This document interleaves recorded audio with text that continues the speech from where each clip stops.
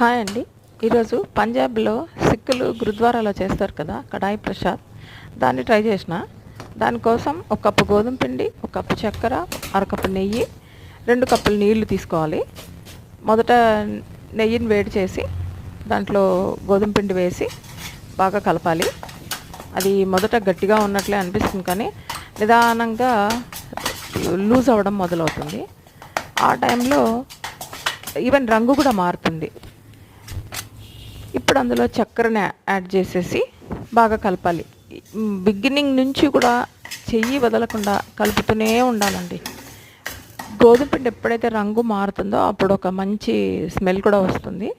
చక్కెర కరిగిన వెంటనే నీళ్లు పోసేసి దాంట్లో బాగా కలపాలి.